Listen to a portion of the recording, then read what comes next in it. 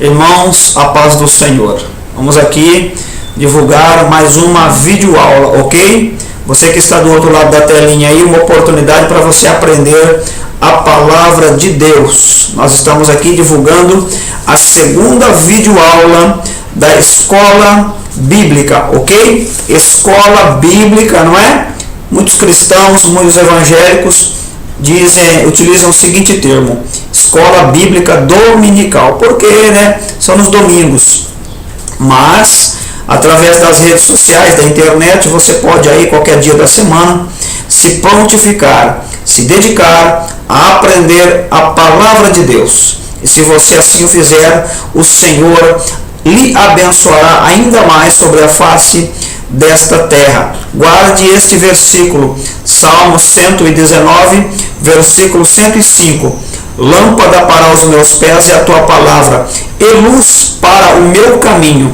Quanto mais o cristão, o servo de Deus, se prontifica, se dedica a aprender as verdades da palavra de Deus, mais ele vai tendo condições de andar seguro, firme, não é? Em um alicerce que é a Bíblia Sagrada. Consequentemente, vai estar aí respaldado, Deus estará guardando das afrontas do adversário, e também a pessoa vai estar cada dia mais sendo abençoada por Deus, numa vida em retidão às promessas do Pai. As promessas do Pai são promessas para abençoar as nossas vidas espiritualmente falando, bem como também materialmente, suprindo todas as nossas necessidades. Partindo aqui, meus amados irmãos, para o conteúdo da segunda aula da escola bíblica, ok?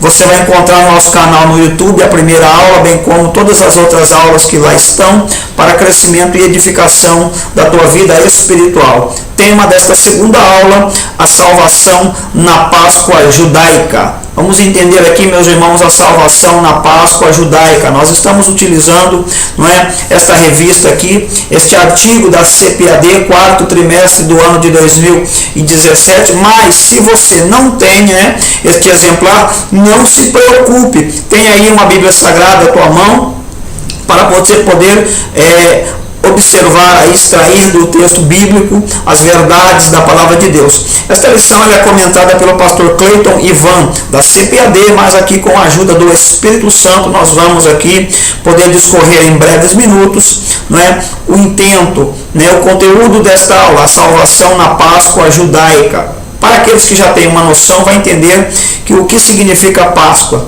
A Páscoa, aonde ela se originou, aonde teve seu início. O que significa Páscoa para o mundo, o que significa Páscoa para o Egito, o que significa Páscoa para os judeus, que são também tidos como os hebreus, descendentes de Abraão, e o que significa Páscoa para a igreja, para os cristãos, para os evangélicos, para aqueles que aceitaram um dia a fé no senhorio de Jesus Cristo. Qual o seu significado, qual a sua importância. Aqui o tema central é um versículo dentro do capítulo de número 6 do livro de Êxodo, segundo livro da Bíblia Sagrada, capítulo 6, verso também 6. Diz assim o texto: eu sou o Senhor e vos tirarei de debaixo das cargas dos egípcios, vos livrarei da sua servidão e vos resgatarei com um braço estendido e com grandes juízos. Isto aqui, queridos, é o texto áureo. O que é isso? O texto mais importante nesta aula, que você também pode ter ao seu lado aí, no livro de Êxodo, capítulo 12, versículo 21 até o versículo de número 29, nós vamos encontrar ali as orientações de Deus, através do seu servo chamado Moisés, para a instituição da Páscoa judaica. Você pode também, entender este contexto mais a priori, mais a fundo, se você puder observar, Êxodo capítulo 7, você vai encontrar a narrativa dentro deste capítulo, até o capítulo de número 9 e 10 do livro de Êxodo, as pragas, os sinais, as maravilhas de Deus. Para o Egito, para o mundo, foram pragas, foram juízos, para o povo, a nação das entranhas de Abraão, os hebreus, os judeus, foram maravilhas, sinais e maravilhas de Deus em ação, em benefício à vida deles. Você pode também encontrar no capítulo de número 15, olha ali, atenta bem, capítulo 15 do livro de Gênesis, Deus falando ali ao seu servo. Quem era o seu servo? O seu servo chamado Abraão, que a sua nação iria, aleluias, Gênesis 15, verso 13, a sua semente seria peregrina, serviria ali um período de escravidão e de grande aflição em uma terra estranha, não é? Mas que Deus, após 400 ou aproximadamente 430 anos, iria entrar com providência, iria resgatar, salvar aquela nação das garras daquela nação que não é outra senão a nação egípcia, né? Que é apontada, tipificando aqui o adversário, tipificando o mundo, né? Dentro deste contexto você vai entender então que o principal ponto desta aula, a salvação na Páscoa judaica, é justamente, não é, a promessa dada por Deus a Abraão, que a sua descendência seria peregrina em uma terra estranha, seria escrava, seria grandemente afligida, mas que no tempo determinado por Deus sairia dali. Justamente o registro no livro de Êxodo, capítulo 6 e verso 6, quando Deus então brada dizendo que com mão forte, com braço estendido, operaria sinais,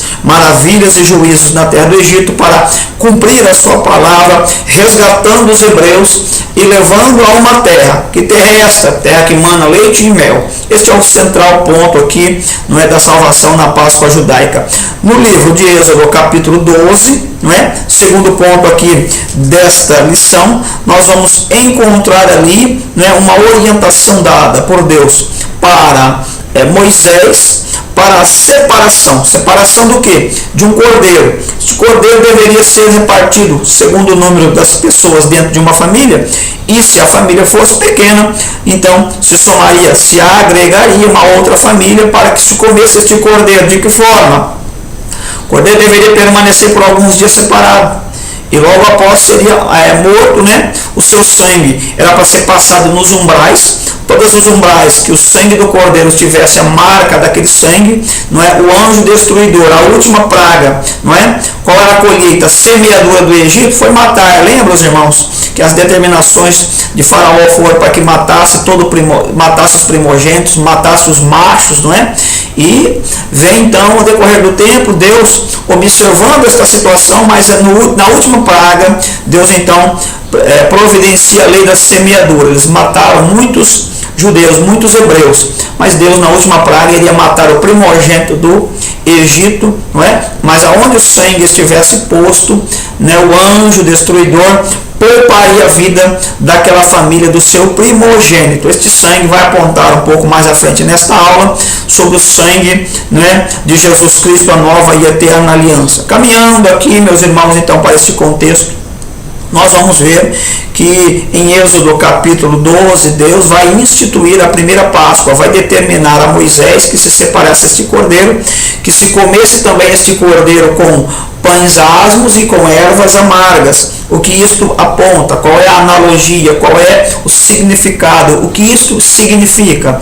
Mostra, né, a questão que era os pães sem fermento, né, e mostra também a questão de ervas amargas, simbolizando toda a amargura, a dor, o sofrimento, e também simbolizando que para servir a Deus não podemos permitir que o fermento do Egito participe da nossa ceia. Este pão sem fermento vai apontar então, né, para tudo aquilo que o mundo tenta influenciar a vida das pessoas, mas aqueles que servem a Deus não podem permitir que o fermento do Egito, né, as influências mundanas, as tradições do mundo, aquilo que o mundo tenta achar que é evolução, aquilo que o mundo pensa, né, que às vezes é até preconceito, aquilo que o mundo imagina que muitas das vezes nós devemos se desprender das coisas antigas e ir para as coisas mais elevadas, mais novas, e modismos novos, não é? Muitas das vezes dentro da palavra de Deus deve ser para mim e para você, não é?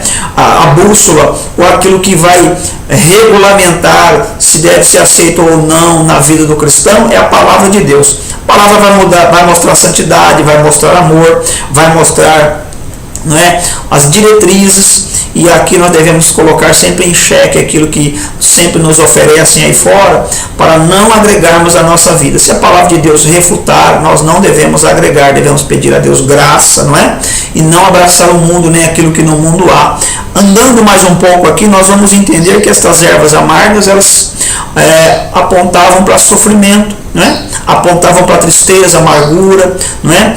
Apontavam para decepções. Quantas das vezes os irmãos imaginavam, né, que seriam resgatados, e aí vem mais um ano, mais uma geração, 430 anos aguardando. Então toda essa amargura Deus estava mostrando ali que estava com eles, mas que o tempo não era do homem, mas sim o tempo era e é do Deus Todo-Poderoso para agir nas nossas vidas.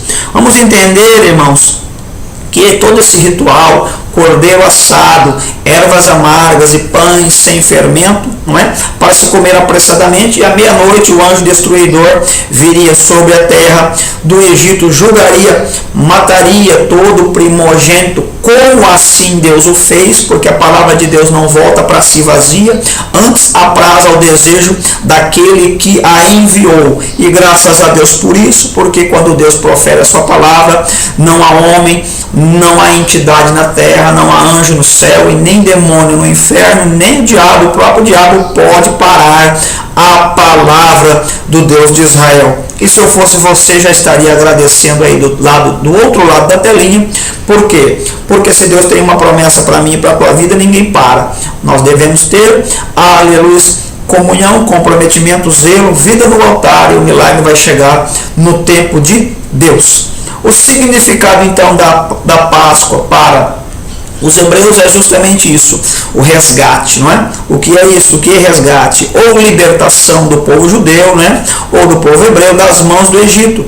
E deslumbrava então algo além, que é justamente a vida eterna, a retirada do mundo, das trevas, e a colocação no reino da sua maravilhosa luz, quebrando as correntes do pecado, destronando Satanás, libertando espiritualmente o ser humano. A Páscoa aponta para os hebreus a libertação da escravidão do Egito, não é?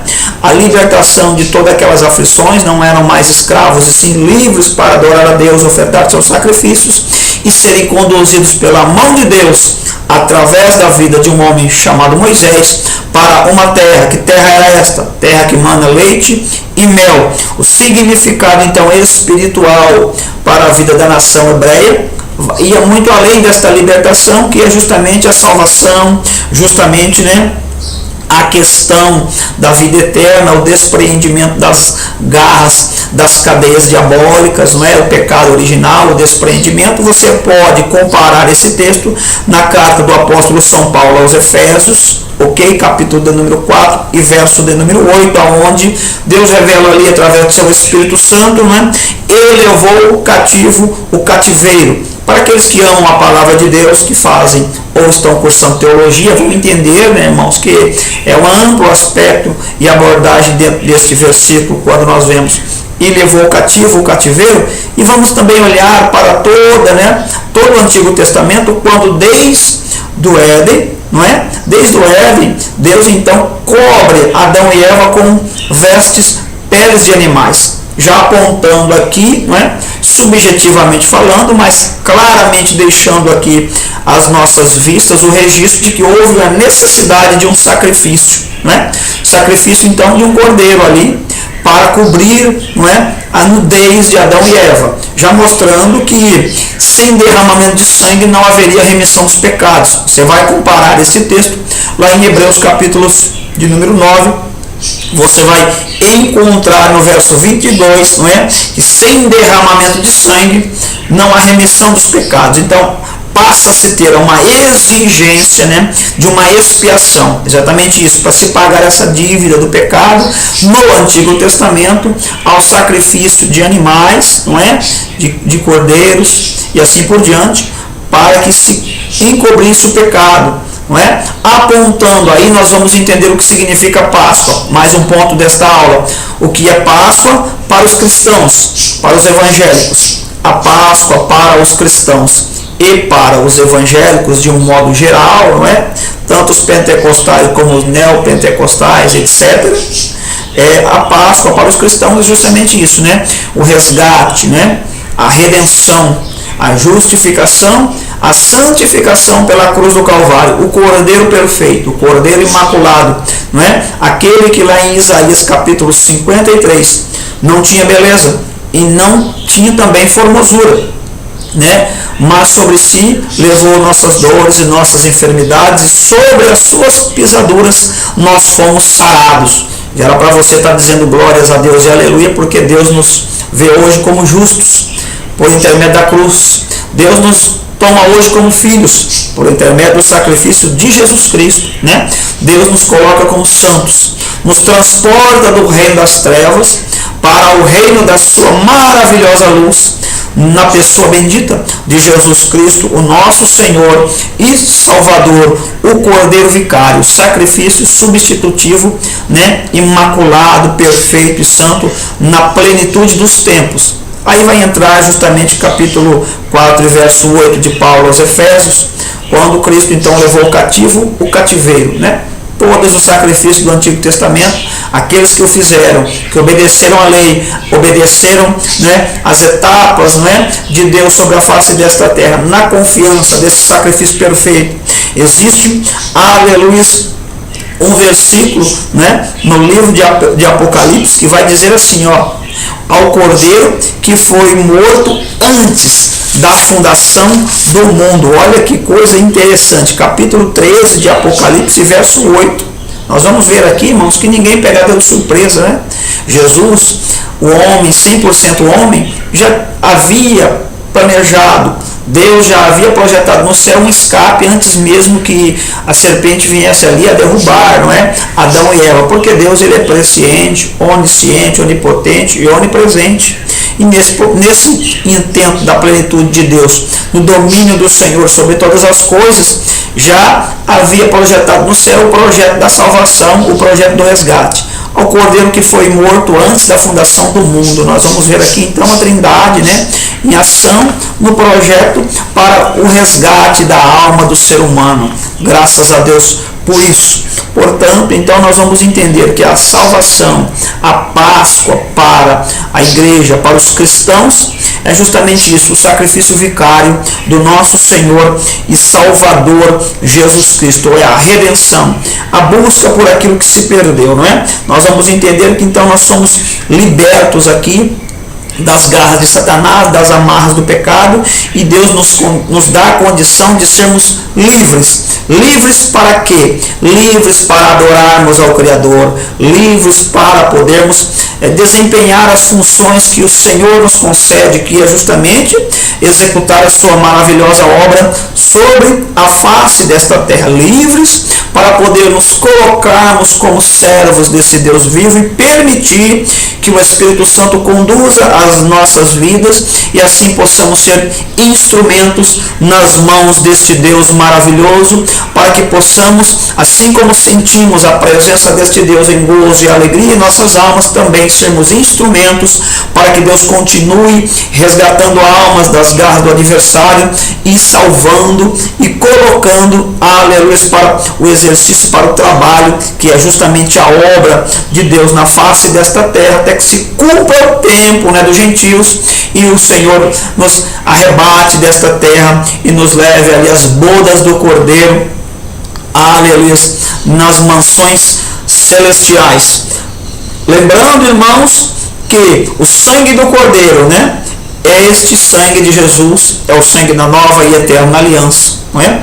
Este sangue derramado purifica as nossas vidas, este sangue derramado nos dá vitória, este sangue na cruz, não é? Esta oferta perfeita, esta expiação perfeita nos garante a minha e a tua vitória. E graças a Deus por isso. Nós teremos outras aulas, divulgue nosso canal no YouTube, visite a nossa página no Facebook, não é? Compartilhe a palavra de Deus, viva por ela e seja grandemente abençoado por Deus. Amém.